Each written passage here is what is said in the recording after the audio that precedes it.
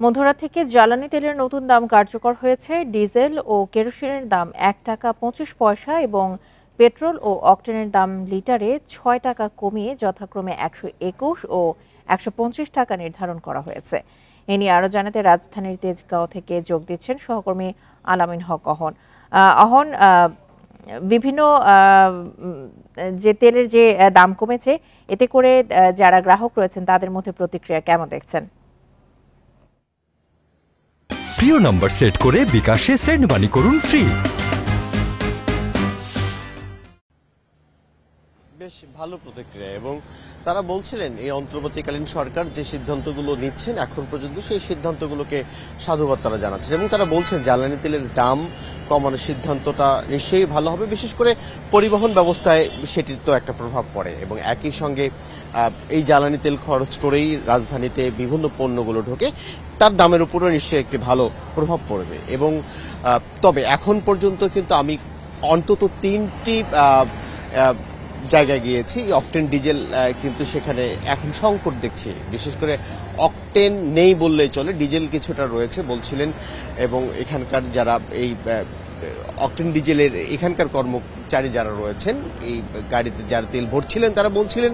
12টা নাগাদ হয়তো এই যে তেলের গাড়িগুলো সেগুলো যখন আসবে তখন স্বাভাবিক হবে। এখন পর্যন্ত যারা বাইক চালক রয়েছেন তাদের সঙ্গে কথা বলছিলাম, তারা বেশ কয়েকটি ফুয়েল স্টেশন ঘুরে তেল না পেয়ে তারা চলে যাচ্ছিলেন এবং এটির কারণটি কি সেটি বোঝার চেষ্টা করেছে। তারা বলছিলেন যে গতকাল রাতে জ্বালানি তেলের দাম যখন কমে যায় তখন একটা বেশ ভিড়ভাট্টা দেখা দেয় এবং তখন থেকেই মানুষ জ্বালানি তেল সংগ্রহ করার চেষ্টা করেছিলেন এবং যে কারণে তাদের যে এই ডিপোতে যে পরিমাণ তেল রয়েছিল সেটি কমে গেছে। এখন পর্যন্ত অন্তত 3টি ফুয়েল স্টেশনে আমি অকটেন পাইনি, ডিজেল দেয়া হচ্ছে এবং এই যে দেখছেন আপনি অন্যান্য সময় এখানে আমি যে স্টেশনে দাঁড়িয়ে রয়েছি বাইকের একটি লাইন থাকে সেটি কিন্তু নেই। আপনি জেনে থাকবেন 2023 সালে যখন একটি অধ্যাদেশ জারি করা হয়েছিল যে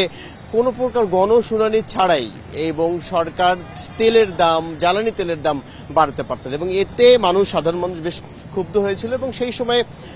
কোনো কিছু বলারও ছিল না, যে কারণে নির্বাহী আদেশে সরকার যে কোনো মুহূর্তে গণশুনানি ছাড়াই তেলের দাম বাড়াতে পারতেন। জ্বালানি তেলের দাম এইভাবে বাড়ানোর যে প্রক্রিয়া শুরু হয় তারপরে বেশ কয়েকবার জ্বালানি তেলের দাম বাড়ে এবং এর মধ্য দিয়ে কিন্তু মানুষ বেশ ক্ষুব্ধই ছিলেন এবং তারা বলছিলেন যে একেবারে নির্বাহী আদেশের মধ্য দিয়ে হুটহাট করে এবং কোনো রকম গণশুনানি ছাড়াই যখন তেলের দাম বাড়িয়ে দেওয়া হয় সেটি জনজীবনে বেশ নেতিবাচক প্রভাব পড়ে এবং তারপরে এই সরকার অন্তর্বর্তীকালীন সরকার গেল আগস্ট মাসে কিন্তু তারা যে সভা করেন তারপরে সেখানে কিন্তু সেই অধ্যাদেশটি সরিয়ে নেওয়া হয় এবং বাতিল করা হয় এবং যে কারণে এখন থেকে যখনই জ্বালানি তেলের দাম বাড়াতে হবে তখনই কিন্তু গণশুনানি করার যে রেওয়াজ সেটি আবার ফিরে আসলো। এটিকেও সাধারণ মানুষ সাধুবাদ জানাচ্ছেন এবং তারা বলছেন একেবারে সরকার নিজে থেকে কোনো সিদ্ধান্ত যখন চাপিয়ে দেন সেটি জনগণের উপর বোঝা হয়ে থাকে এবং যে কারণেই যখন অন্তর্বর্তীকালীন সরকার সেই সিদ্ধান্তটি অর্থাৎ গণশুনানি করেই জ্বালানি তেলের দাম বাড়াতে হবে সেটি যখন বলেন তখন এই সরকারকে মানুষ সাধুবাদ জানাচ্ছেন। একই সঙ্গে এই সরকার কিন্তু এসেই যখন জ্বালানি তেলের দাম বিশেষ করে পেট্রোলের অকটেনের দাম 6 টাকা কমিয়ে দিল সেটি সাধারণ মানুষ বিশেষ করে বাইক চালক সবচেয়ে বেশি রাজধানীতে এই অকটেনের সিরিয়ালে আমরা থাকতে দেখি, তারা বেশ খুশি। বিভিন্ন প্রকারের জ্বালানি তেলের দাম মধ্যরাত থেকে কমেছে, এর প্রভাব নিয়ে তেজগাঁওয়ের ফিলিং স্টেশন থেকে জানাচ্ছিলেন আমাদের সহকর্মী আল-আমিন হক অহন।